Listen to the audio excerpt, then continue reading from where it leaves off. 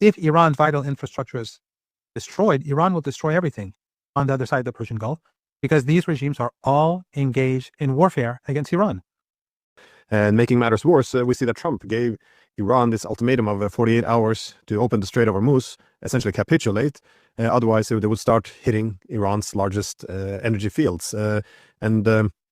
We see that the Iranian military headquarters, if I get this right, warned that if the US would carry through on these threats, then they would knock out the energy facilities, and desalination plants across the Gulf states would essentially be the end of this this state. So we're looking almost towards total war here. I was wondering if you can give me your assessment of what is happening, because this seems like uncontrolled escalation at this point. You have to keep in mind, of course, and I know your audience knows this, but Western media, for some reason, pretends as if this were not the case. The war began with U.S.-Israeli aggression, like 8-9 months ago. And every attack was met with a response. In other words, the Iranians are retaliating. They're not initiating anything. So the attack last night on the Israeli regime and on buildings linked to their nuclear program was in response to their strike on Iranian nuclear facility.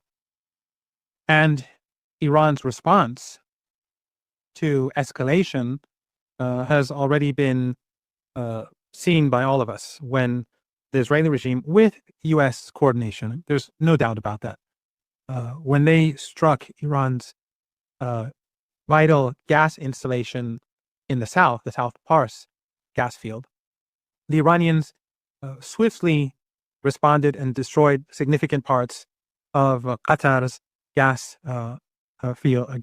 facilities, and its LNG facilities in particular, and Saudi and Emirati energy facilities. And the reason why Iran did that was to make sure that the United States didn't go further.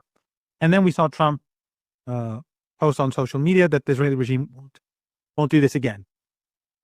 Of course, he then made threats against Iran, but that was to cover basically this retreat, the fact that he wanted to back down. But of course, Trump is Trump.